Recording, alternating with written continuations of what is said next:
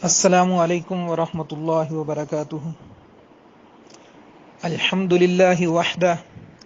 والصلاة والسلام علی من لا نبی بعدہ، اما بعد۔ سامعین محترم، آج کی اس مختصر نشست میں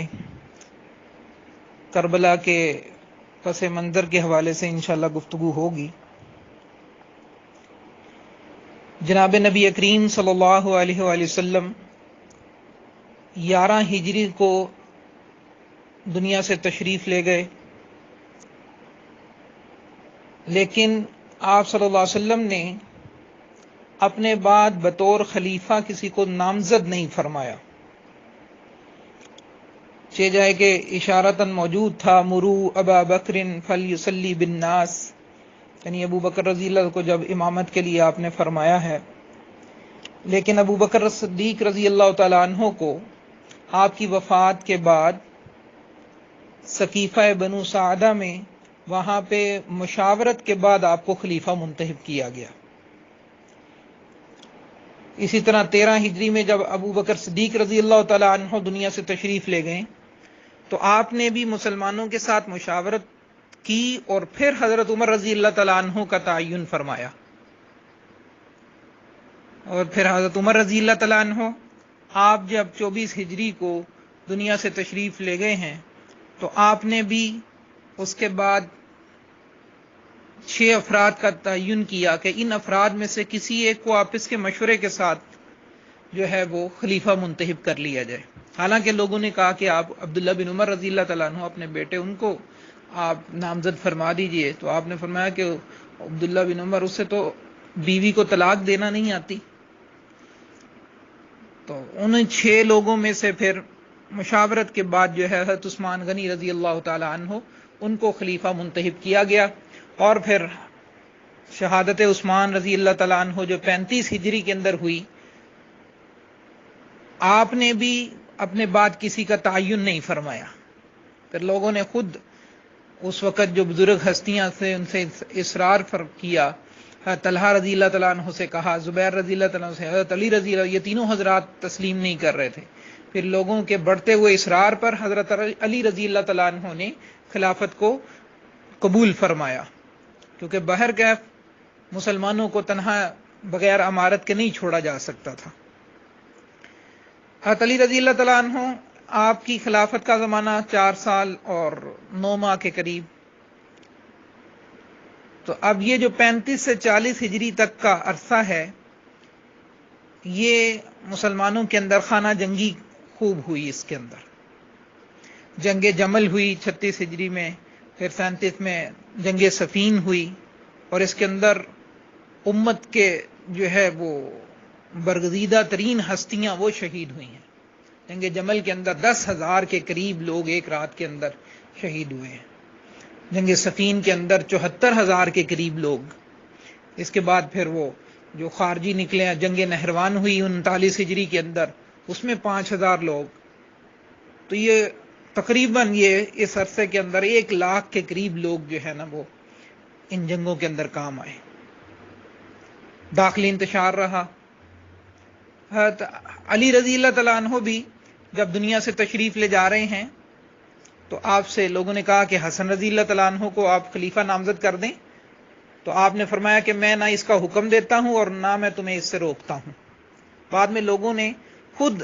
جو ہے حضرت حسن رضی اللہ تعالیٰ عنہ کی بیعت کی ہے۔ اور یہاں ایک بات میں عرض کرتا چلوں کہ بطور عقیدہ یہ بات ہمیں ذہن میں رہے، یہ جو صحابہ کی آپس کے اندر جو ہے وہ جھگڑے ہوئے اور یہ جنگیں ہوئیں، انہیں مشاجرات صحابہ کہتے ہیں، اور اس کے بارے میں عقیدہ ذہن میں رہے کہ مشاجرات صحابہ کے اعتبار سے عام شخص کے لیے خاموشی ہے۔ اور یہ بات ذہن میں رکھے کہ صحابہ مجتہد تھے، اور مجتہد کے بارے میں یہ اصول مسلمہ ہے کہ اگر مجتہد اجتہاد سے کوئی فیصلہ کرتا ہے اور وہ صحیح ہوتا ہے تو پھر اللہ کی طرف سے اسے 2 نیکیاں ملتی ہیں، لیکن اگر مجتہد جو ہے وہ مخطی ہے، اس سے غلط فیصلہ ہوتا ہے، تو پھر بھی اللہ کی طرف سے اسے 1 نیکی ملتی ہے۔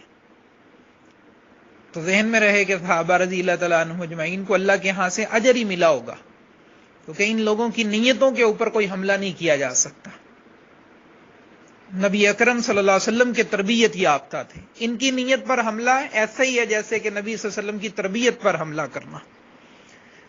حسن رضی اللہ تعالیٰ عنہ، آپ کے بارے میں جناب نبی کریم صلی اللہ علیہ وسلم کی پیش گوئی بھی موجود ہے کہ آپ جو فرما رہے ہیں کہ یہ میرا بیٹا جو ہے وہ سردار ہے، اور اس کے ذریعے سے اللہ جل شانہ دو مسلمانوں کی جماعتوں کے اندر صلح کروائے گا۔ تو ایسا ہی ہوا، 6 ماہ کے بعد امیر معاویہ رضی اللہ تعالیٰ عنہ سے آپ نے صلح کی، اور امیر معاویہ رضی اللہ تعالیٰ عنہ نے بھی کھلے دل کے ساتھ اس کو قبول فرمایا۔ انہوں نے شرائط کا کہا تو انہوں نے سادہ کاغذ بالکل بھیج دیا نیچے سائن کر کے کہ آپ اس پہ جو شرط بھی لکھیں گے مجھے قبول ہے۔ حسن رضی اللہ نے جو شرائط لکھی انہوں نے بالکل من و عن ان کو قبول فرمایا۔ تو اس طرح سے دوبارہ سے ایک یکجہتی کا ماحول پیدا ہوا، اور امیر معاویہ رضی اللہ تعالیٰ عنہ یہ پھر خلیفہ جو ہے وہ بنے ہیں۔ اور یہ ذہن میں رہے کہ یہ حضرت عمر رضی اللہ عنہ کے دور سے شام کے گورنر چلے آ رہے ہیں۔ پہلے ان کے بھائی جو تھے یزید، وہ تھے وہاں پہ حضرت عمر رضی اللہ کے دور کے اندر خلیفہ۔ جب وہ فوت ہوئے ہیں تو پھر ان کے بعد 17 ہجری کو غالباً حضرت امیر معاویہ رضی اللہ عنہ شام میں ہیں، اور وہ اب یہ 40 ہجری آ چکا ہے، اتنے عرصے سے وہاں ہیں۔ انتہائی مدبر صحابی ہیں، اور اللہ کے نبی کی دعائیں ہیں ان کے لیے۔ پھر 40 ہجری سے 60 ہجری تک یہ خلیفہ رہے ہیں، 40 سے 60 ہجری تک۔ اور مسلمانوں کا یہ دور جو ہے وہ انتہائی ترقی کا دور تھا۔ فتوحات کا جو سلسلہ رکا تھا داخلی انتشار کی وجہ سے، وہ دوبارہ سے جو ہے وہ فتوحات کا سلسلہ شروع ہوا ہے، اور خوب مسلمانوں نے ہر شعبے کے اندر ترقی کی ہے، اور بڑا پرامن دور ہے ان کا۔ پھر جب 10 سال گزر چکے ہیں اس بات کو، یعنی 50 ہجری کے اندر، 50 ہجری میں لوگوں نے حضرت امیر معاویہ رضی اللہ تعالیٰ عنہ سے یہ بات عرض کی، اصرار کیا کہ آپ اپنے بعد کسی ولی عہد کو جو ہے وہ نامزد کیجئے۔ امیر معاویہ رضی اللہ تعالیٰ اس پر ہچکچا رہے تھے، لیکن اس کے بعد مغیرہ بن شعبہ رضی اللہ تعالیٰ جو ایک بڑے صحابی ہیں، انہوں نے امیر معاویہ رضی اللہ تعالیٰ عنہ ان کو یہی مشورہ دیا کہ آپ اپنے بعد کسی کو ولی عہد نامزد کیجئے۔ اور ان حضرات کے مشورے کی بنیاد کے پیچھے حضرت علی رضی کے دور کے اندر وہ جو اتنی زیادہ خانہ جنگی ہوئی اور اتنا نقصان ہوا امت کا، وہ نقصان کو دیکھتے ہوئے کہ دوبارہ سے یہ حالات پیدا نہ ہو، کہ آپ کے بعد ایسے حالات پیدا نہ ہو جائیں۔ میں پہلے عرض کر چکا کہ ان حضرات کی نیت پر کوئی حملہ نہیں کیا جا سکتا۔ مغیرہ بن شعبہ، یہ یاد رہے کہ جو جنگیں ہوئیں امیر معاویہ رضی اللہ کی اور علی کے درمیان میں، تو امیر معاویہ رضی اللہ تعالیٰ عنہ کے یہ خلاف تھے، یعنی حضرت علی کے ساتھ تھے جنگ کے اندر مغیرہ بن شعبہ رضی اللہ تعالیٰ عنہ۔ انہوں نے بھی اس ضرورت کو محسوس کیا، وہ سارا نقصان دیکھ چکے ہیں مسلمانوں کا، وہ داخلی انتشار ان کے سامنے ہے، کیونکہ اسی وجہ جب یہ داخلی انتشار تھا تو اس وقت میں رومیوں کی جرت ہوئی کہ حملہ کریں۔ جا امیر معاویہ آپس کے اندر یہ کتنے صاف دل ہیں لوگ کہ یوں ہی رومیوں کا پتہ چلا کہ وہ حملہ کرنا چاہ رہے ہیں تو امیر معاویہ رضی اللہ تعالیٰ عنہ آپ نے خط لکھا کہ اگر مجھے پتہ چلا ہے کہ تم ہم پہ حملہ کرنا چاہتے ہو، اگر ایسا کیا تو علی رضی اللہ عنہ کے لشکر کی طرف سے لڑنے والا سب سے پہلا سپاہی جو ہے وہ معاویہ ہوگا رضی اللہ تعالیٰ عنہ۔ برکیف حضرت امیر معاویہ رضی اللہ تعالیٰ عنہ نے اپنے بیٹے یزید کو ولی عہد نامزد کر دیا، اور پھر بیعت ہوئی عراق میں اور کوفہ بصرہ کے اندر جو ہے وہ خوب بات مشہور ہوئی اور بیعت کی لی گئی۔ اس کے بعد حجاز کا رخ کیا گیا۔ حجاز کے اندر جو ہے وہ مکہ اور مدینہ، یہ 2 مراکز، اور ان کے اندر بھی لوگ اب اہل بیت اور بڑے صحابہ جو موجود ہیں اس وقت ان کی طرف دیکھ رہے ہیں کہ ان کا کیا رد عمل ہوتا ہے۔ تو حالات کو دیکھتے ہوئے اور پیچھے انتشار کو دیکھتے ہوئے بہت سارے لوگوں نے رخصت پر عمل کیا، لیکن 5 لوگوں نے انکار کیا بیعت سے۔ ابو بکر صدیق رضی اللہ تعالیٰ عنہ دنیا سے تشریف لے جا چکے ہیں، ان کے بیٹے عبد الرحمن بن ابی بکر، انہوں نے بیعت سے انکار فرمایا۔ عمر رضی اللہ تعالیٰ دنیا میں سے تشریف لے جا چکے ہیں، ان کے بیٹے عبداللہ بن عمر رضی اللہ تعالیٰ نے انکار فرمایا۔ علی رضی اللہ تعالیٰ عنہ دنیا میں نہیں ہیں، ان کے بیٹے حسین رضی اللہ تعالیٰ عنہ نے انکار فرمایا بیعت سے۔ حسن رضی اللہ تعالیٰ کا 49 ہجری میں غالباً انتقال ہو گیا تھا، اور زبیر رضی اللہ تعالیٰ عنہ انتقال فرما چکے ہیں، اور عبداللہ بن زبیر رضی اللہ تعالیٰ عنہ نے بیعت سے انکار کیا۔ عباس رضی اللہ تعالیٰ عنہ انتقال فرما چکے ہیں، عبداللہ بن عباس رضی اللہ تعالیٰ عنہ نے انکار فرمایا۔ تو یہ 5 بڑی بزرگ ہستیاں تھیں اس وقت جنہوں نے بیعت سے انکار فرمایا، اور یہ بیعت کا نہ کرنا اور یزید کے ساتھ خلاف کھڑے ہونا، اس سے میں پیچھے جو آپ کو تاریخ تھوڑی سی بتائی کہ وہ ساری اسلام کا جو بنیادی نظام جو نبی اکرم صلی اللہ علیہ وسلم نظام عدل اور جو سیاسی ڈھانچہ قائم کر فرما کر گئے ہیں، اور جو شورائیت کا نظام، شورائی نظام جو قائم جو ہے وہ فرمایا تھا، یہ اس کے اندر تبدیلی آ رہی ہے، جو عام چھوٹی سی بات نہیں تھی۔ اس وجہ سے ان حضرات نے اس کی جو ہے وہ مخالفت فرمائی ہے۔ خیر، امیر معاویہ رضی اللہ عنہ نے ان کے ساتھ کوئی سختی نہیں فرمائی، اور اس کے بعد پھر 10 سال یہ معاملہ چلتا رہا۔ 60 ہجری میں 22 رجب کو جب امیر معاویہ رضی اللہ تعالیٰ عنہ کا انتقال ہوتا ہے، تو اس کے بعد پھر اب بطور خلیفہ یزید کی بیعت کا جو ہے وہ سلسلہ شروع ہوا۔ پہلے بطور ولی عہد کے تھے، لیکن اب بطور خلیفہ کے۔ تو اب انہی بزرگ ہستیوں میں سے، ان 5 میں سے عبد الرحمن بن ابی بکر رضی اللہ تعالیٰ عنہ یہ دنیا سے تشریف لے جا چکے ہیں، انتقال فرما چکے ہیں۔ پیچھے 4 حضرات رہ گئے، ان 4 میں سے 2 جماعتیں بن گئی، عبداللہ بن عمر رضی اللہ تعالیٰ عنہ اور عبداللہ بن عباس رضی اللہ تعالیٰ عنہ۔ یہ دونوں حضرات انہوں نے رخصت پر عمل فرمایا کہ جو نقصان پیچھے ہوا ہے وہ دوبارہ اس کی شکل دوبارہ قائم نہ ہو، اور عبداللہ بن زبیر اور حسین رضی اللہ تعالیٰ عنہ ان دونوں حضرات نے عزیمت پر عمل فرمایا کہ ان کی مخالفت کی جائے، ان کی یزید کی مخالفت ہو،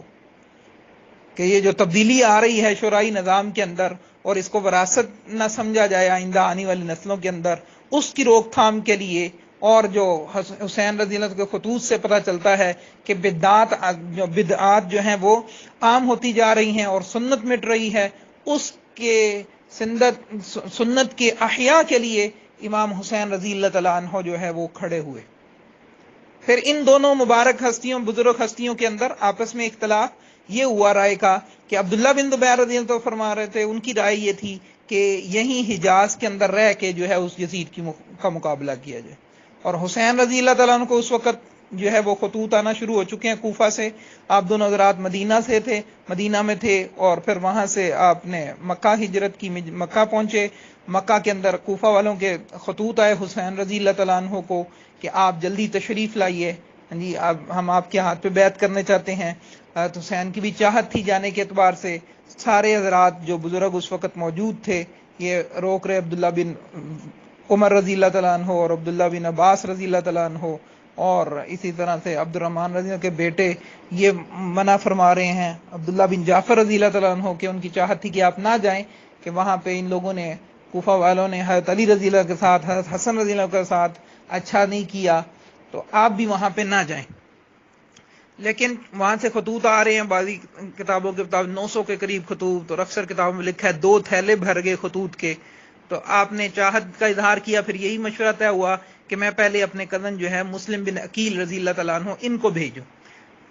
اگر ان کی رائے آئی ہے موافقت کے اندر کہ میں وہاں جاؤں تو پھر میں وہاں کا سفر کر لیتا ہوں۔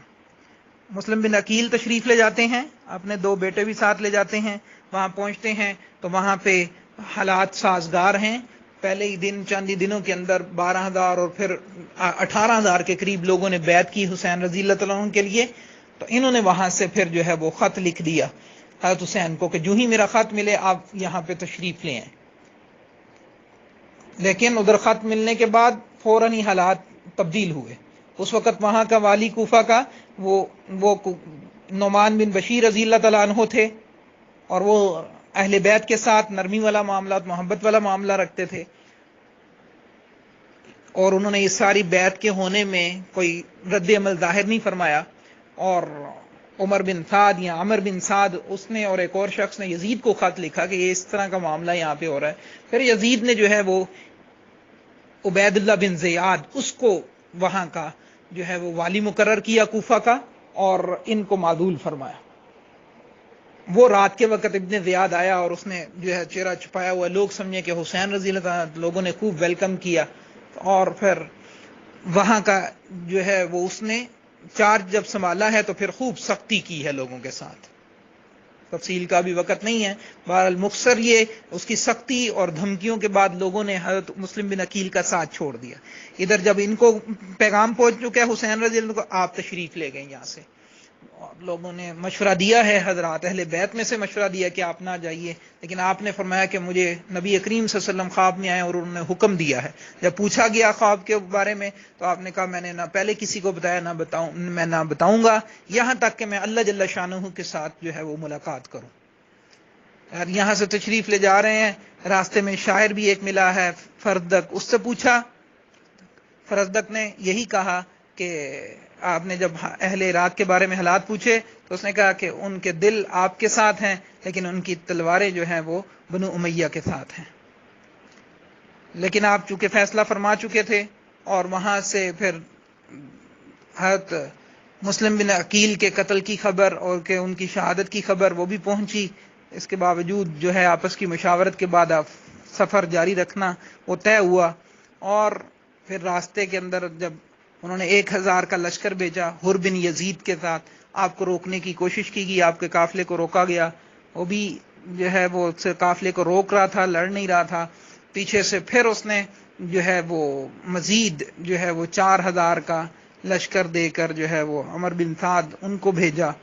اور پھر یہاں تک کہ کربلا کے مقام پہ اوپر لڑائی کی نوبت آئی، اور ان کے اندر بھی ابن زیاد اور شمر یہ 2 لوگ زیادہ سخت تھے اور سختی کر رہے تھے۔ جنگ کی نوبت آئی، 9 محرم کو لڑنے کے لیے تیار۔ حضرت امام حسین رضی اللہ عنہ نے فرمایا کہ 1 دن کی آپ مہلت دیں ہمیں۔ اپنے گھر والوں کو خطاب کیا اور کہا کہ آپ جو جانا چاہتا ہے، رات کا اندھیرا ہے، آپ جا سکتے ہیں، لیکن ان میں سے کوئی ایک بھی نہیں گیا۔ اور پھر 10 رات جو تھی 10 محرم کی وہ رو دھو کے اور دعا اور استغفار کے اندر گزاری، اور 10 محرم کی صبح پھر جو ہے وہ دشمنوں نے حملہ کیا اور لڑائی ہوئی، اور پھر ایک ایک کر کے یہ سارے ہی جام شہادت نوش فرما گئے۔ تقریباً یہ 32 جو ہے وہ گھڑ سوار تھے، 40 پیادہ تھے، اور ان کے 72 کے قریب اور ان کے 88 جو ہے وہ لوگ وہ قتل ہوئے، اور یہ لوگ جام شہادت نوش فرمایا ان حضرات نے۔ اس کے بعد پھر اہل بیت میں سے صرف ایک جو ہے وہ امام زین العابدین، وہ بیمار تھے، خیمے کے اندر موجود تھے اور وہ بچے ہیں۔ پھر قافلے کو یہاں سے بعد میں جو ہے وہ ابن زیاد کے پاس کوفہ میں اور پھر وہاں سے یزید کے دربار کے اندر لے جایا گیا۔ یزید نے بظاہر الفاظ ایسے ہی کہے کہ مجھے بڑا افسوس ہے اس بات کا، اور جو آپ کی گھرانے کی عورتیں تھیں، اہل بیت کی عورتیں، ان کو اپنی عورتوں کی طرف بھیجا گیا، وہاں ان کا اکرام کیا گیا اور جو زیور اور پیش کیے گئے، اور پھر وہاں سے دوبارہ مدینہ کی طرف واپسی جو ہوئی وہ بڑے اکرام کے ساتھ ان حضرات کو واپس جو ہے وہ بھیجا گیا۔ اس واقعہ کے بارے میں جو موقف اہل سنت کا ہے وہ ذہن میں رہے۔ ہمارے ہاں بہت زیادہ افراط و تفرید ہے، بعض لوگ یزید کو لعنت اللہ اور بعض جو ہے اسے رضی اللہ تعالیٰ عنہ بھی کہتے ہیں۔ اس کے بارے میں موقف واضح رہے کہ یزید کے جہاں تک کفر کی بات ہے تو کفر کا اس کا کوئی جو ہے وہ ثبوت نہیں، اس لیے تکفیر نہیں کی جانی چاہیے، اور جہاں تک فسق و فجور ہے تو وہ اس کا ظاہر تھا، کیونکہ اس کے بعد کے واقعات بتاتے ہیں کہ اس کے جو ہے وہ سیاہ کارنامے، جس کے اندر خاص طور پہ جو ہے وہ جب یہ قافلہ واپس پہنچا اور پتہ چلا کہ وہاں پہ جو ہے وہ سارے جو ہے وہ مرد حضرات جو ہیں اہل بیت کے ان کو جو ہے شہید کر دیا گیا سوائے زین العابدین کے، تو پھر مدینہ میں بغاوت ہوئی ہے۔ اس کو کچلنے کے لیے لشکر بھیجا یزید نے، اور مدینہ کے اندر جو ہے قتل عام کیا گیا۔ 3 دن تک وہاں پہ جو ہے وہ قتل عام ہوا، اور جو ہے وہ عصمت دری کی گئی وہاں کی پاکیزہ خواتین کی، اور پھر یہاں سے فارغ ہو کے مکہ میں بعد میں حملہ کیا گیا۔ بیت اللہ پہ جو ہے منجنیق سے پتھر برسائے گئے، بیت اللہ کے اندر آگ لگی ہے، اور کتابوں میں لکھا ہے جب بیت اللہ کے اندر آگ لگی تھی اسی وقت یہی وہ وقت تھا جب یزید جو ہے وہ بری موت مرا ہے۔ بہرحال اس کا فسق جو ہے وہ تو واضح تھا، لیکن کفر کے اعتبار سے جو ہے وہ اس کی تکفیر نہیں کرنی چاہیے۔ اور ایک اور اہم بات یہ ہے، جب کسی بزرگ ہستی سے پوچھا گیا تو انہوں نے بڑا خوبصورت جملہ بولا کہ جب اللہ نے ہماری تلواروں کو وہاں پہ محفوظ رکھا ہے تو پھر ہماری زبانوں کو بھی خاموش ہی رہنا چاہیے۔ تو اس لیے یہ وہ سوال نہیں ہے کربلا کے اعتبار سے کہ جو ہمیں قبر میں یا قیامت کے دن ہم سے پوچھا جائے، اس لیے اس معاملے کے اندر خاموشی، اور اصل جو عمل ہے وہ تو یہ ہے کہ ہم تجدید عہد کریں اور دین کے اعلاء کلمت اللہ کے لیے، دین کی سربلندی کے لیے ہر وقت ہر قربانی کے لیے تیار رہیں۔ اللہ جل شانہ ہمیں سیرت صحابہ اور حسین کی سیرت پڑھ کر اس کے مطابق عمل کرنے کی توفیق نصیب فرمائے۔ وآخر الدعوانا الحمد للہ رب العالمین۔